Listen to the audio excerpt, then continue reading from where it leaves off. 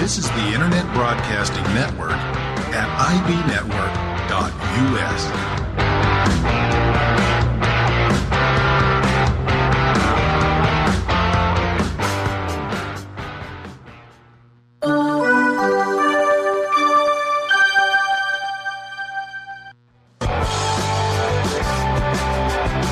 Thanks for tuning in to Dad CFO, where we talk about those things that affect our financial lives every day. Real-life application of some good old-fashioned truths. We're talking real dads with real issues. So sit down, buckle up, and enjoy the ride.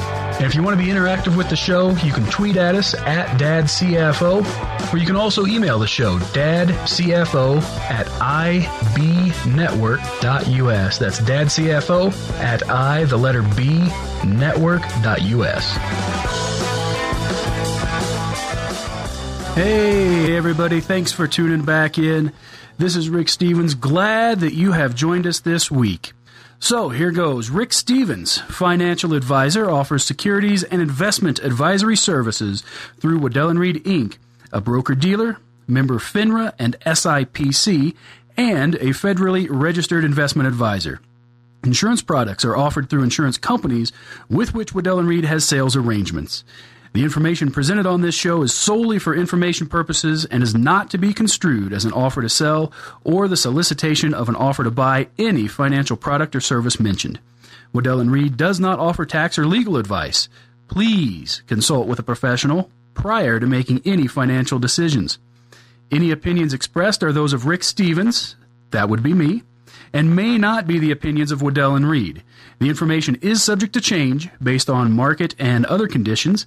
And for more detailed information regarding any of the topics that we discuss on today's show, please give me a call at 719-590-1871. My direct extension there is 115. So today we're going to talk a little bit about myth busting. Right? I love Mythbusters. I love the show. One of my favorite episodes, actually, I would venture to say of all time with them, was done several years ago. They actually were talking about some of the myths in baseball, and as a huge baseball fan, I loved watching some of the different pieces in there. And quite frankly, even as a coach, these were things that I knew but couldn't explain how. And the fact that they were using the physics to explain why different pieces in there were in fact myth was awesome to me. I now had that scientific evidence to tell my players this is why it's dumb to try to slide into first base. But you see guys in the pros do it, but even the pros make mistakes from time to time. So I want to talk about some of those myths out there in our financial world. Right, and every day I come across at least one person who holds a series of what I'm actually finding are pretty common misconceptions about their financial lives. Now, some of these misconceptions get fed to them through the media. Some of these things are fed to them from friends, and some, well, there's no telling where some of this stuff comes from. But really, regardless of the genesis of these myths, the fact remains that they are just that. They're just myths. So today, my goal is to help alleviate some of that guesswork, to pull back the curtain, if you will, on some of the mysteries of your financial life, and quite frankly, to just simply set the record straight. And the first myth that I want to tackle today is this, and it's that myth that there are easy ways to grow your money quickly. Right, so if we take that myth at its face value, right, if we simply think about this in a logical, rational manner, we see it's absolutely crazy to think there's an easy way to grow money quickly.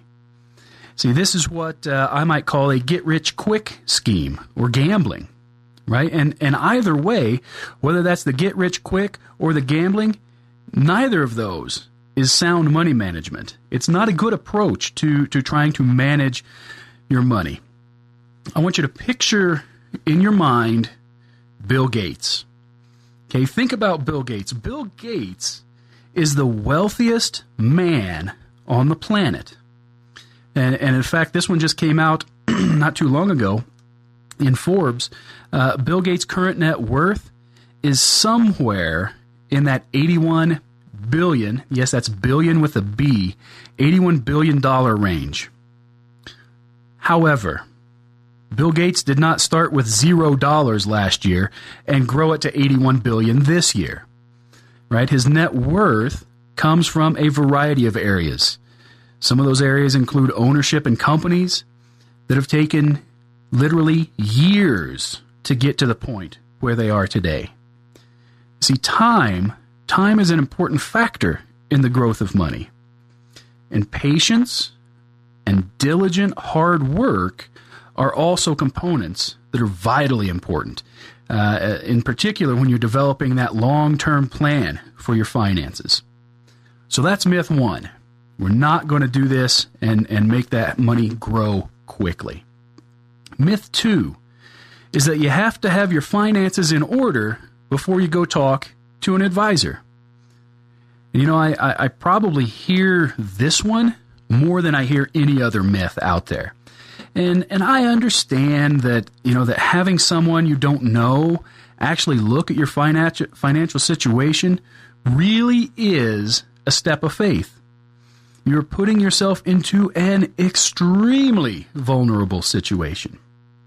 However, I want to actually use a little logic, follow that logic to its conclusion, and then apply it in a different scenario. Okay, so we start with you have to have your finances in order before you talk to an advisor. Here's what that looks like in a different scenario.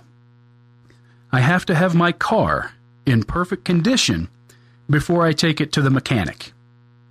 Sounds crazy, right? Or my back has to be perfectly aligned before I can go see my chiropractor. Crazy, isn't it?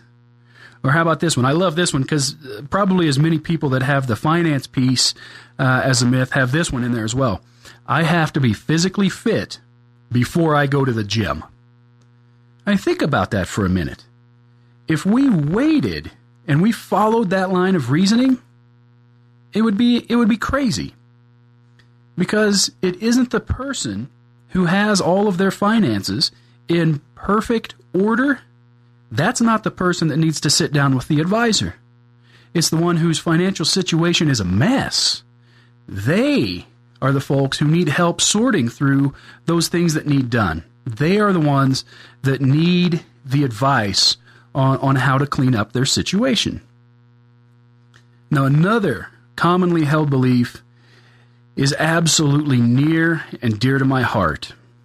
And it's the belief that, quote unquote, they, meaning advisors, will try to sell me something I don't need so they can make a big commission. And I love that. I hear that quite often as well. And while there, yes, may be some advisors out there who are looking just to score their next big commission check, I believe the majority really aren't like that.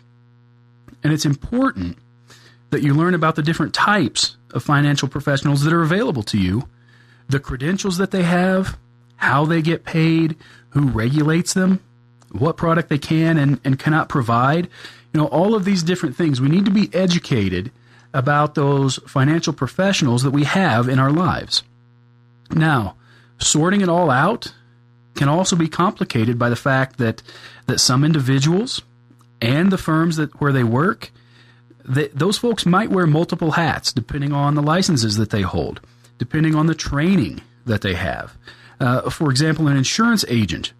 An insurance agent may be qualified to sell both life insurance and variable annuities.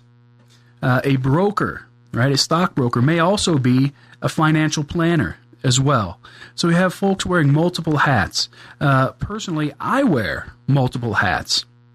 And I do this because I'm licensed to offer securities. I'm licensed to provide investment advisory and financial planning services. And I'm also licensed to provide some insurance products. So we really need to understand the background of the person that we're working with so that we can get that better understanding about what they can and cannot provide. So it's very important to understand that about folks.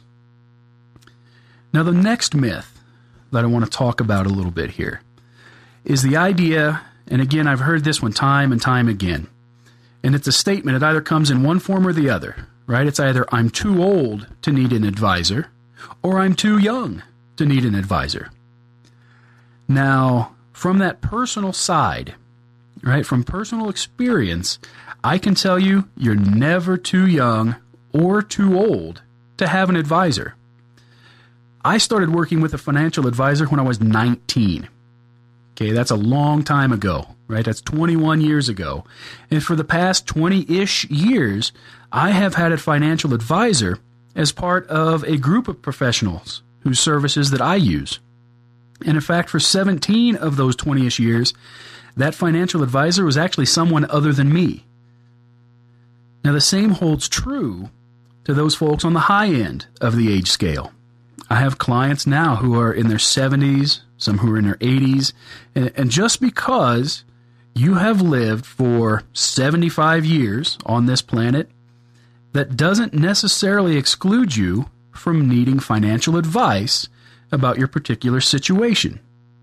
Because an 80-year-old can make the same kind of mistakes that an 18-year-old can make. None of us is perfect. And while we may have more life experience along the way, that doesn't mean we're going to get it right every time. Now, this last misconception that we're going to talk about is this. And that's the misconception that I can't work with an advisor unless I have a large amount of money. Now, I will tell you that, yes, there are advisors who operate their practice with what they would call minimum asset values for their clients.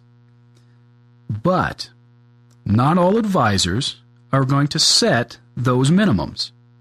There are advisors out there, and that includes myself, who don't have minimum asset values for new clients. Now, from the business side, from that business model side, because I was a business teacher before I did this, I do understand why some advisors are going to set those minimums. You know, their business plan is most likely based on working with what we call in the industry high net worth clients. My business plan, though, my business plan is based around coaching families on stewarding the resources that have been entrusted to them.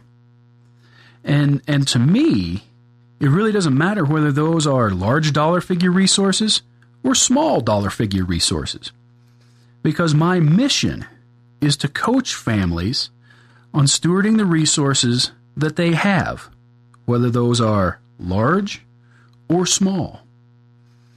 And again, as someone who first met with a financial advisor when I was a teenager, I understand the impact that an advisor can really have on providing some solid direction for you through things like helping to clarify your goals, in putting together a plan that actually lays out a map for meeting those goals. And here's that most important piece to all of this. Your goals are your goals. They're not my neighbor's goals. They're not the goals that the advisor tells me I should have or I ought to have. They're not the goals that my brother or my cousin or my dad have. Your goals are your goals. And every individual really is going to have different goals. You see, some of you may have the goal at retiring at age 55. Others may have a goal of building a legacy that they want to pass on, and they don't ever intend to stop working. And that person is actually my father-in-law. My father-in-law is 82 years old, and every single day he still goes out to do some sort of work related to his business. Now, neither of these goals is wrong. Retiring at 55, kicking your feet up, that is not a bad thing. Or building that legacy and never really stopping working, that's not a bad thing, right? Neither goal is wrong. Both of those goals, in fact, have completely and totally different components. And those components need to be treated differently based on the situation that individual finds themselves in. So we have a few myths here. And with that, there are always questions that come up. My favorite thing is, well, I heard so-and-so say fill in the blank when I was listening to their program. Here's one of those caveats that I want to put out there for you, and that's this. If you have someone who is on the radio, check out their credentials. Make sure they're basically being regulated in what they say, because there are plenty of celebrities that are out there in the talk show world that like to disperse information, but they really have nobody looking over their shoulder to find out whether or not it's good information. I always encourage my clients to go to the FINRA website. That's FINRA, F-I-N-R-A. Just Google FINRA. Also type in broker check along with that, BROKERCHECK. Google FINRA broker check and type in the person's name. Find out if they are a licensed investment advisor. Because if you're just listening to this celebrity who is telling you whatever it is that their sponsors may want them to tell you, how is that any different than listening to a guy say, hey, you need to go buy these tires? Well, why is that? Because everybody in NASCAR uses those tires. Well, that's not really a good reason to do something to a vehicle. Just because somebody else told you to, because they saw it, they read it, they heard it, whatever. Check this stuff out for yourself. So the broker check and FINRA, F-I-N-R-A, do that Google search. Go ahead and pop in names. If you do that on me, what you're going to actually find out is that I hold securities licenses in Wyoming, in Colorado, in New Mexico, and in Illinois. I hold investment advisor licenses in those 4 states as well. You're also going to see the states that I hold insurance licensing in. So you're going to find out all about my background. You're going to find out all about those licenses that I hold and why it's actually okay for me to be giving you information. So, putting this all in a nutshell, a few commonly held misconceptions, right, that people hold about that world of finance, right? That there are easy ways to make your money grow quickly, that you have to have your finances in order before you can actually go talk to an advisor. Probably my favorite myth of all in there. That the advisor, right, they, with the air quotes, will try to sell me something I don't need just to make a big commission. I love that one too. The statement that I'm too old or I'm too young to need an advisor.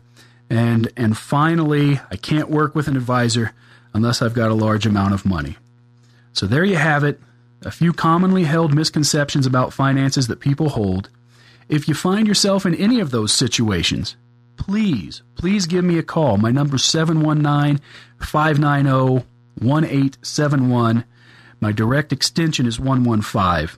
And I would love to sit down with you, talk about your situation, and see if we can answer some of those questions that you just might have. Well, that's it for this piece.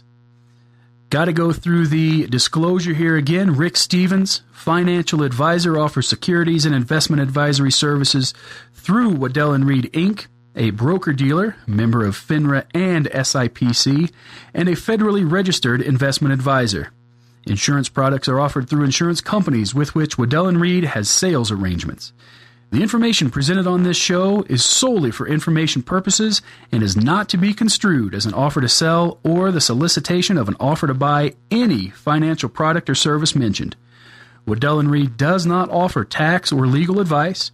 Please consult with a professional prior to making any financial decisions. Any opinions expressed are those of Rick Stevens, that's me, and may not be the opinions of Waddell & Reed. The information is subject to change based on market and other conditions. For more detailed information regarding any of the topics discussed on today's show, please give me a call, 719-590-1871. My extension is 115. Thanks. You are listening to Dad CFO on the IB Network.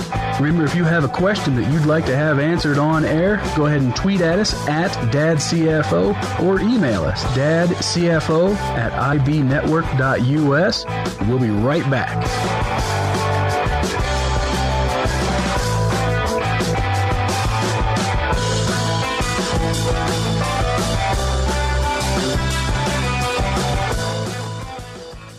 RE/MAX Realtor Colleen Allen.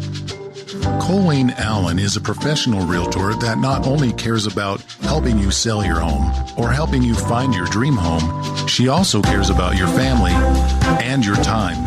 When you need an ally in real estate, call Colleen Allen at 719-651-7707. That's 719-651-7707. Colleen Allen, your RE/MAX ally in real estate.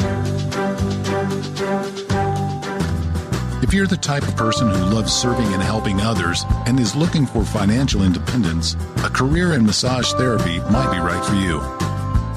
Massage therapy is a highly respected and enlightened practice that eases stress, relieves fatigue, soothes the aches and pains of injury and tension, and promotes overall wellness. Explore the ways that a career in massage therapy might be right for you. Collinson Massage School. Call today, 719-310-9297. That's 719-310-9297.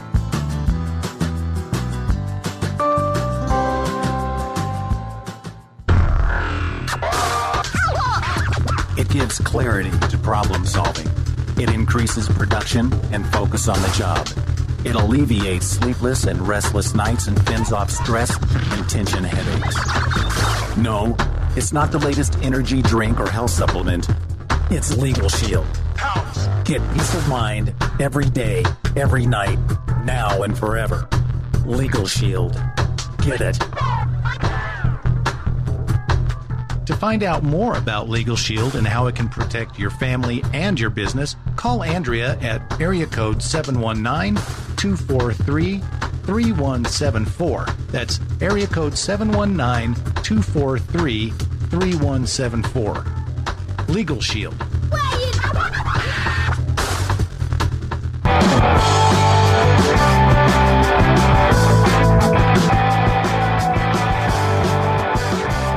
Hey, thanks for sticking with us there.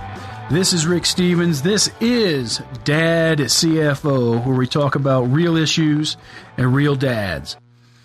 What I want to go over now in this piece are some of those frequently asked questions, right? Those questions that I get either when I'm sitting down with folks for the first time, or that folks have sent through our electronic world. And to do that, if there are questions that you have, feel free to either tweet at us. We are at DadCFO, that's DADCFO, just like it sounds.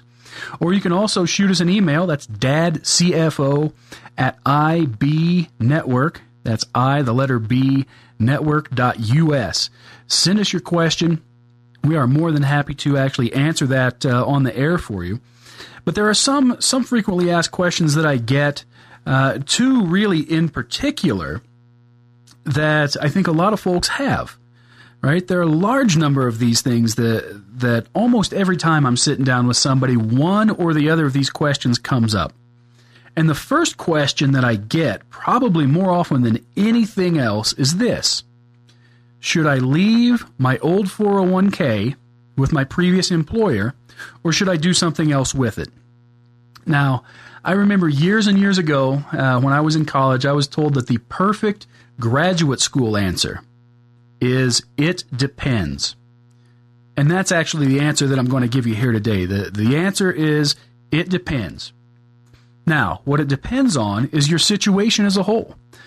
Depends on what is the most cost-effective thing for you to do. It depends on what your purpose is with that old 401k. See, when you have a 401k with a former employer, there are actually several options that you have at your disposal. Now, option number one seems to be the most obvious, right? And that's just simply leave it there. Now, a 401k is different from a pension, right? In a pension, the money is a future promise to pay you from the employer. In a 401k, those are actual dollars that are being invested. Those dollars really do exist. And in fact, they are invested in whatever investments may have been offered from that previous employer. So there's both a plus and a minus here in being able to just simply leave it where it is. The big plus is that it's already there. You don't have to go through any new paperwork. You don't have to set up any new accounts. You already have the money in place in a location. Now, one big minus to that, though. One of the things that employers will do quite often is while you are their employee, they will actually pay the maintenance fees for you on that. But once you have left, oftentimes those fees get charged to you. So you may have an increased fee that you have to pay internally. They're not going to ask you to write a check. They just pull that from the value of the account itself. Minus number 2 in that situation is that you have a complete lack of control over the investments that are in there. You don't get to choose. In fact, it's your employer who chooses what investments are available. So there are a couple of pieces to option 1, both on the plus side and on the minus. Option number 2 is this. Roll it over into your current 401k, right? Maybe you have an employer who, again, offers a 401k package, and one of those options to you in there is to simply roll your old 401k into your new 401k plan. Again, we have pluses and minuses. On the positive side, all of your 401k dollars are together. You know, I can't tell you how many people I've met with that have 2, 3, 4, 5 401ks just sitting out there. If you've rolled it into your new 401k plan, you have all your dollars in one place. It's a lot easier to track and to follow that way. It's a lot easier for you to figure out what your overall portfolio looks like if those dollars are all in the same bucket. There is still a minus, though. There is still that lack of control because, again, your employer is the one who controls what investments are out there and available. Also, if you move on, you've got yet another 401k that now you've got to figure out what to do with. So there's a plus and a minus in there. Option number 3 is to move it into your own IRA. Right? If you don't have an IRA, you can actually open one by just rolling that old 401k in to go ahead and get the IRA started. One big plus, and this is what a lot of clients that I work with really look for as the positive, is that you can choose the specific investments to go in there. You have someone specifically, that financial advisor, who will sit with you and help to put together a plan that is going to get you going in the direction that you want to be headed, right? That's going to help you down that path toward those goals that you have set, and you have total, complete, and total control over the investment choices. There is a minus, though. Sometimes you may end up paying higher fees if you are putting it into your own IRA, depending, again, on how your advisor is set up, how your advisor gets paid. There may be higher fees associated with that than simply leaving it in your old 401k. So you want to make sure that you are weighing all of your options appropriately through there. Now, option number 4, while it is an option, I have never actually advised a client to do this because it really is the worst option out there, and that's to simply cash out the account. You know, there are a number of things that if you are considering doing that, you've got some old 401ks, you're going, you know what, I'm just going to take the money and run. You actually really have to give this your utmost attention. Now, the plus side, in my years of doing this on the advising side, in my years of even having put into my own retirement packages, I can only find one even potential plus out of this, and it's that you can get a large influx of cash into your hands. Now, the minus is a huge downside. Minus number one is you have liquidated your retirement savings. You have nothing stored away for future use now. Also, you're going to have the tax consequences that come with that. Taxes, depending on your tax bracket, on average, going to be somewhere probably between 20 and 25% when you take out that money. And added on top of that, if you are under the age of 59 and a half, you're also going to get a 10% penalty on there. So when you add the tax and the penalty together, depending again on where your tax bracket is, you could actually be upwards of 40% of that value gets sent to the government. So you really want to be careful when that is one of those things that you are somewhat considering through here. Now, another one of those questions, one of those frequently asked questions I get, and I get this one almost every time that I sit down with folks, is how much money do I need to be able to retire? Again, my answer to that is it depends. And I usually answer that with a question. Well, what do you mean by retire? Because everybody's idea of retirement is going to look completely different. So we have to figure out, what is that lifestyle that you want to lead? What bills are you still going to have? Will you still have car loans? Will you still have a mortgage? Along those lines. So what are those bills that you'll still have when you plan to retire? And are you going to plan on doing anything to actually earn money during your retirement? What are those income sources you're looking at? Because if you're someone who has a number of rental properties and you don't owe anything on that, you have no mortgage on those, the money coming in becomes a big cash flow. However, if you're someone who is simply depending on Social Security and your 401k or your IRA, you're going to need more money set aside than that other person who has what we call passive income. So, as a general rule of thumb, most folks are going to need somewhere between $500,000 and $750,000 to actually maintain their current lifestyle in retirement. Now, for some, that number might seem low to you, but for others, it might seem high. And that's why we call it a general, key term is general, rule of thumb. So I want to picture this with you.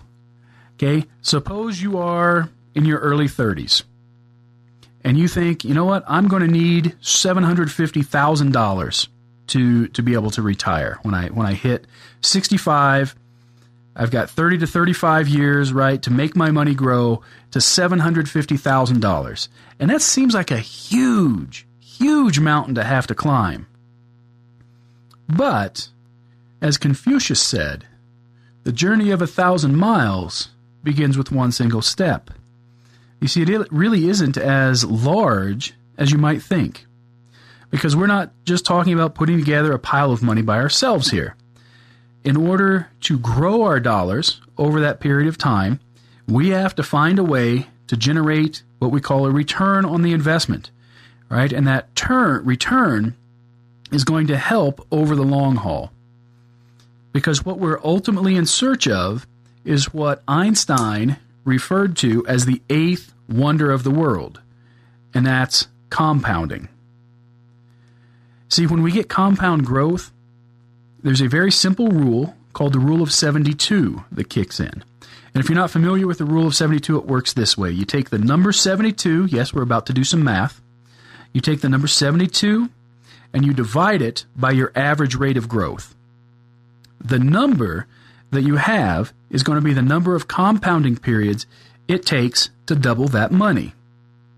So let's say we're targeting a 10% return. Okay, that's what we're aiming for. We're targeting that. We take the number 72, divide by 10. We determine that it takes roughly 7.2 compounding periods in order to make the investment double. Now, I do need to be absolutely clear about this. There is nothing that's going to guarantee you a 10% return year after year. right? Nothing. Zero. Zip. Nada. There is absolutely nothing that will guarantee a 10% return. And if someone tells you they have something that nobody else does, they are absolutely lying to you about that return.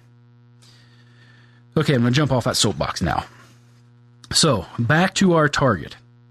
If we carry this scenario back to our 30-year-old who wants to retire at 65, if we project that it takes $750,000 to retire, and we project 7 compounding periods for our money to double, right? Because we have 35 years and every 7 years, so 35 divided by 7 is 5, right? We have 5 doubles in our time frame. Here is that reverse math. We're actually going to start at age 65. That first double, right, to get to that $750,000 at age 65, well, in order for that to work, at age 58, we should have had about $375,000. So that's our first compounding period. We bump that back 7 more years. We're age 51. At age 51, to have that $375,000 at age 58, we needed $188,000. I'm using round numbers here. Decimals are difficult in math. I'm using round numbers. So we've got 2 double periods in there so far. Let's go back 1 more double. So we are at age 44. At age 44, in order to have 188 at 51, we needed $94,000 at age 44. You see where this is headed? All right, I think we're headed down a good path here. We move back another 7 years to age 37. At age 37, in order to have $94,000 at 44, we have roughly $47,000 at age 37. But we still have 1 more double left. We move that back 1 more to age 30. And at age 30, we went from $47,000 to roughly $24,000. And so you have that 30-year-old with $24,000 put away towards retirement.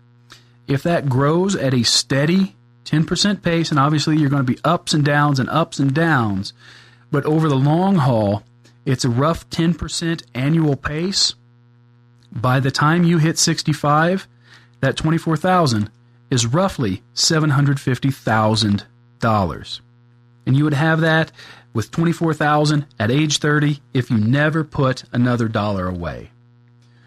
And if you think about that from the Roth IRA perspective, right, that tax-free growth side, that would be $750,000 that you have available to you to withdraw tax-free. You're not going to pay income tax on that.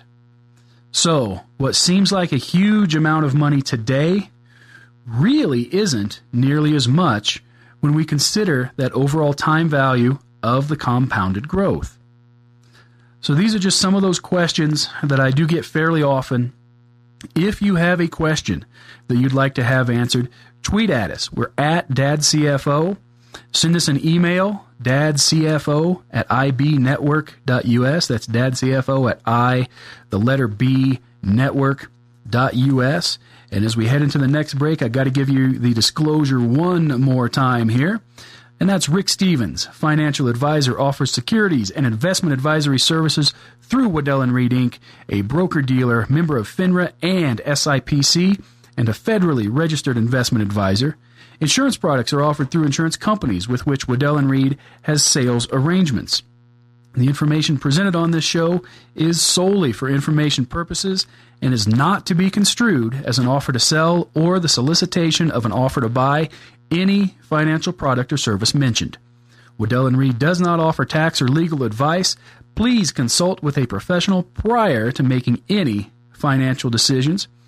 Any opinions expressed are those of Rick Stevens, that's me, and may not be the opinions of Waddell & Reed. The information is subject to change based on market and other conditions. For more detailed information regarding any of the topics discussed on today's show, please give me a call, 719-590-1871. My extension is 115. When we come back, I've got a story to tell that helps us understand what our role is as dads, being that chief financial officer of our family. Stick around. I think you'll enjoy what we've got on the way back.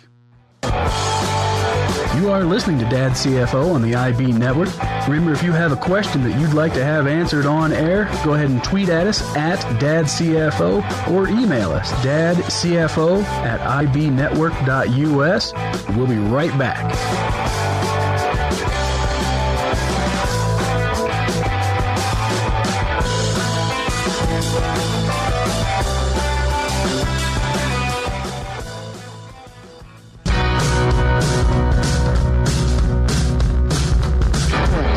Struggling with your family's financial situation? Is the word budget a dirty word in your household? Have you always looked for a way to put money away for the future, but never really known how to do it? Then join us Tuesdays at 10 and 4 on TuneIn by searching at the IB Network, or find us online at ibnetwork.us. Dad CFO, where our goal is to help you put some good old-fashioned truths into practice. Real dads with real stories. We talk about those things that really matter and how to lead our families financially. We're looking forward to hearing from you as you hear from us.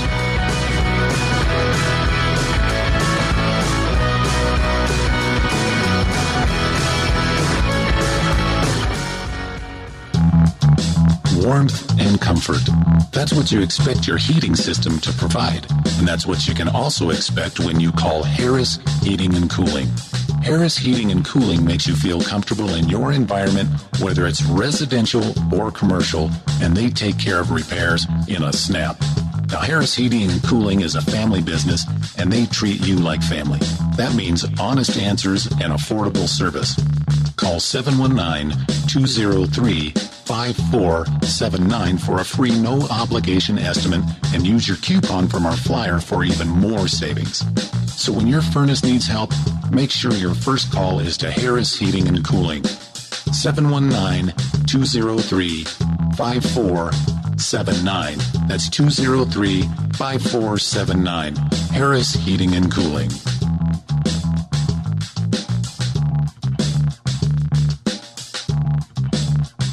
Paperback writer.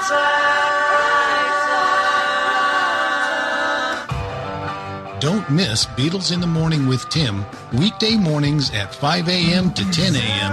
on IB Rock, part of the IB Network. See you there.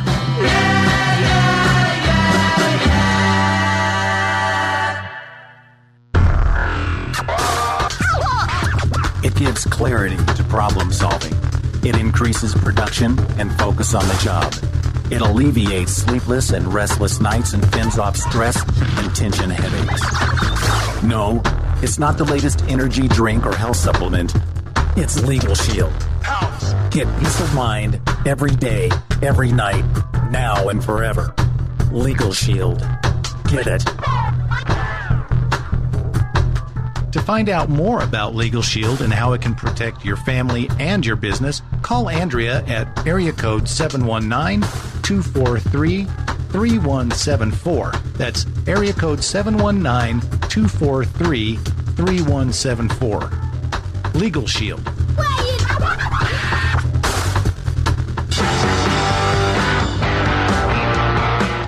Programming produced by and for the Internet Broadcasting Network can be found on TuneIn.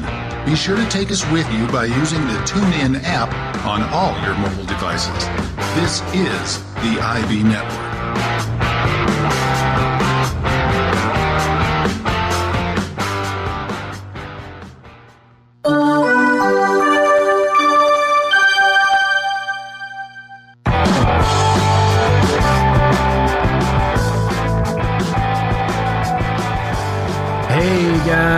Thanks for sticking around with us here into this final segment of the day here on Dad CFO.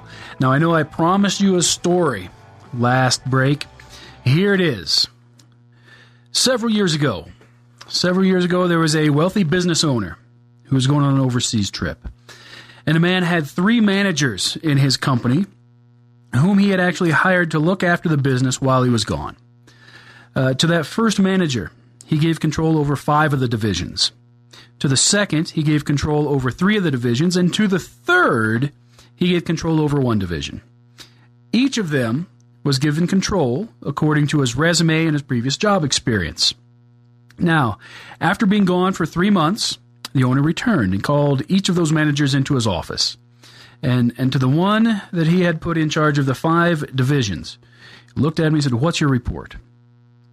Manager says, "Sir, we utilized new software, made some changes to the production methods that actually resulted in doubling our operating revenue over this past quarter." "Well done, well done," said the owner. "You've been faithful in a few things. Come, I shall put you in charge of several divisions." Now, that second manager, the owner asked the same question. "Sir," the second manager said, "we cut overhead cost, and we increased production efficiency enough to double our operating revenue over the past quarter." Again, the owner says, "Well done. You've been faithful in a few things. Come, I shall put you in charge of several divisions." Now, to the manager who was put in charge of that single division, the owner again asked the same question. "Sir," the third manager began, "I knew that you were a shrewd businessman. You're building your business by buying struggling companies, making them profitable, so I sold the division. See, here's the money we received after the agent fees and the closing costs." Now, you have to imagine with me here that the owner was a bit furious, right? In fact, his anger burned inside of him, and he looked at the manager and said, "You lazy, worthless man. So you knew that I buy struggling companies and turn them around for a profit? Then you should have at least put the money you received from selling the division into some corporate bonds that would have gained interest. Now, take the money from him and give it to that first manager. For all who have, even more will be given, and he'll have an abundance. But from the one who does not have, even what he has will be taken away. So now fire this worthless man, throw him into the unemployment office, where there will be weeping and gnashing of teeth." Now, I'm sure many of you may be familiar with another version of that story, but when we are the chief financial officer in our family, we need to think about it from that sort of perspective. Because caring for those resources that have been entrusted to us isn't just about not losing our money. Ultimately, it's actually about winning, right? There's a battle that goes on every single day in our economic world. And we make economic decisions to buy, to sell, to use, and to store. We make those 4 decisions on almost everything that's out there. So if we go back to the story, right, to that parable, we have to ask this question: who's the winner? Because even though the first 2 started out at very different levels, right? One was put in charge of 5 divisions, one put in charge of 3. They both grew what was given to them. They both were told, "Well done." They both come out of that as winners. And you know who the loser in that situation is? It's the one who decided to ultimately sit it out, right? The one who decided that they wouldn't need to make any decision. We're not going to be in the game, so I don't have to worry about making a decision in there. See, that's the only loser. It was the one who had everything taken away at the end, right? That one was thrown out. And winning with money, right, being the best dad CFO that you can be for your family, it has nothing to do with things like rate of return. It has nothing to do with how we compare our situation to someone else's, right? Because in that parable, in that story, the owner doesn't compare the managers against one another. He just asks the question, what did you do with what I put you in charge of? And that's the same question we have to ask ourselves, right? What did we do with those things that we have been put in charge of? And I want to speak directly to the men out there who are listening. Men, we are the chief financial officer in our family. We need to look at how we are handling that responsibility. We don't want to necessarily compare ourselves to someone else, but we do have to look back at our past. We have to put those decisions we've made in the past into the perspective of action, of belief, and then we have to make this choice. We have to decide on where we're going to stand as that CFO going forward. You know, all too often, we are more worried about what other people are doing with what we don't have than we are worried about what we are doing with the things we've been given to steward. We get all up in other people's business so much that we actually forget we have a job to do on our own. Now, I want to tell another piece of the story here, and this one I love. Right? Many of you are probably familiar with Dave Ramsey. He's a very influential figure in that world of managing finances.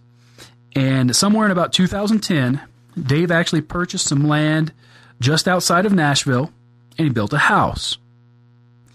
Now, it's a pretty good-sized house. If you go Google Dave Ramsey's house, you'll find out it's huge. So a blogger had written an article wondering if Dave had followed his own rule of paying cash for everything. And after doing some digging, probably going through both public records and maybe some realtor friends or something, he actually learned there was no mortgage lien against the home. None. Zero. Dave had actually paid somewhere in the vicinity of about $4.9 million in cash for that home to be built. And that actually set off a pretty big firestorm in the comments section of this blogger's post. And on June 18, 2001, there was a very special commenter on a thread, and it was Dave Ramsey himself. So let me read to you what Dave wrote. He said, "Hey guys, I just found the discussion from a Twitter link. Wow! Thanks for all your concern about my soul, my reputation, and my witness. Please continue to pray for me because wisdom is sometimes elusive.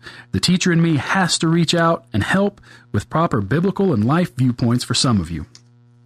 First, none of this is any of your business, nor is it your problem. However, in an effort to teach, I have always been overly transparent, so I'll try to help. Number 1, we tithe 10% of our before-tax income to our local church. Number 2, we have a family foundation that God allows us to give many times what our personal home or other items cost, so we give much more of God's money to His kingdom than we live on percentage-wise. Number 3, no, Gary, we don't have any debt anywhere of any kind.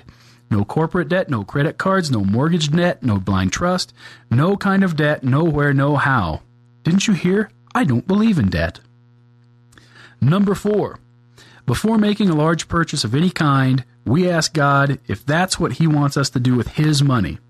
And like you, I sometimes hear clearly, other times I'm not sure. In the case of our home, I was very sure. Number 5, our home is a very small percentage of our net worth. Number 6, in the 2 years we have lived here, we have had many functions to fundraise for ministries, charities, and community causes. Millions of dollars have flowed through those events. We view our home, like everything in our life, as a tool to be used for the kingdom. Number 7, yes, it blows my mind how much it costs to maintain a lot of things God has called me to manage. We have a 64,000 square foot office building, paid for, that we spend a lot of natural resources and money to keep operating. And from where I come from, it's sometimes hard to emotionally grasp the zeros. However, I man up and I step up to do what God gave me to do. It is weird some days, though. Number 8. I used to say ignorant things like, what does anyone need with a fill in the blank like that when I was immature? Now, I've been blessed to see how God uses people who are obedient when they're broke and when they aren't. I was with a really godly guy a few weeks ago worth $2.2 billion. He gives between $300 and $500 million a year. Some of you sent him hate mail worried about his soul because he bought a $110,000 car. That does not make him wrong. It makes the person who said that silly, foolish, and spiritually immature. Note, God gave him $2.2 billion to manage. God did not assign you to help. Thanks again for your concern, and please continue to pray for me as I am perfectly capable of messing this whole deal up. So far, though, I am not inconsistent between my message and my life. So far, I have managed to keep God first, Sharon second, the kids third, and serving all of you fourth. I'm having a blast, and I thank all you who do understand. P.S. I will not be visiting back to see your comments because I already know what they are. Some get it, some don't. And it's signed, Yours in Christ, Dave Ramsey. Now, I do have to offer this confessional here. I absolutely love the note that he put in there. Right? God gave him $2.2 billion to manage. God did not assign you to help. And that actually leads me then to the application piece for today. How do we manage what has been entrusted to us? And I want to start with a little wisdom from an ancient proverb here. And the proverb says, "Know well the condition of your flocks, and pay attention to your herds." You see, the thing about this is, if we're not properly managing our financial world, we're not paying close enough attention to our flock. We're not giving attention to our herds. See, we are not called to compare ourselves to someone else. We need to take a look at where we've been, where we're headed, and how we're planning to get there. See, for most of us, we all start at the exact same spot. We all start at zero. Now, yes, there are some families who have generational wealth that are passed down from one to the next. But more often than not, we all start at the exact same place. The key to that is we're not all headed to the same place. There are some folks who may stay single their entire life. There are those who may get married and have a small family. There are folks who are crazy like I am and get married and have a large family. There are all sorts of different situations that are out there. Each of us works a different job. We have different resources that come in. We have different resources that flow out. So why do we insist on comparing ourselves to someone else? We need to know well the condition of our flock. We need to pay attention to our herd. We have to know where we've been, know where we're headed, and know what the plan is to get there. And this is a piece that I think oftentimes we thoroughly miss because we're worried about keeping up with the Joneses. Right? We're worried about what our neighbors have, what our friends have, what our relatives have, and we want to try to keep up, and we'll do whatever it takes to do that. When, as that chief financial officer of our families, we need to be looking at what is it? What is it that we have done as a family to get to where we want to be? What are those things in our family that matter most? And how do we actually attack and find ourselves headed down that path? See, my wife and I learned many, many years ago that Lily Tomlin was absolutely correct. Some of you may be old enough to remember Lily Tomlin, great comedian. But she was correct when she said the problem with the rat race is that even if you win, you're still a rat. And that's what keeping up with the Joneses is. That's when you're comparing yourself to what's going on around you rather than looking at where you've been, where you're headed, and how you're doing along the way. Well, that's all the time we've got for this week. I do have to go through the legal piece here at the end. Rick Stevens, financial advisor, offers securities and investment advisory services through Waddell & Reed, Inc., a broker-dealer, member of FINRA and SIPC, and a federally registered investment advisor. Insurance products are offered through insurance companies with which Waddell & Reed has sales arrangements. The information presented on this show is solely for information purposes and is not to be construed as an offer to sell or the solicitation of an offer to buy any financial product or service mentioned. Waddell & Reed does not offer tax or legal advice. Please consult with a professional prior to making any financial decisions. Any opinions expressed are those of Rick Stevens. Again, if you didn't know already, that's me, and may not be the opinion of Waddell & Reed.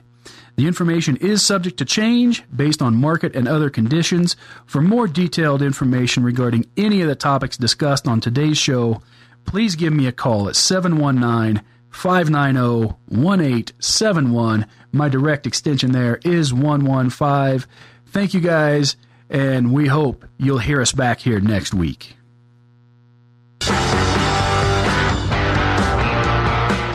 Programming produced by and for the Internet Broadcasting Network can be found on TuneIn. Be sure to take us with you by using the TuneIn app on all your mobile devices. This is the IB Network.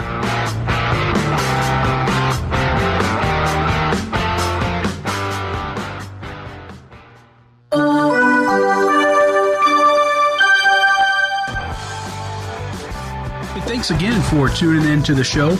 Remember, if you have a question that you'd like to have answered on air, you can tweet at us at DadCFO, or you can also email us. That's dadcfo@ibnetwork.us. Don't forget to tell all your friends. You can also download the TuneIn app to follow us there, or you can find us online at ibnetwork.us. Again, that's B, network.us.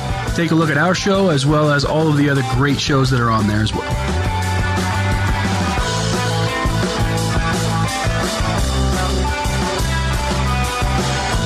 Set a reminder for Tuesday mornings at 10 a.m. and join Rick Stevens for Dad, CFO on the IB Network.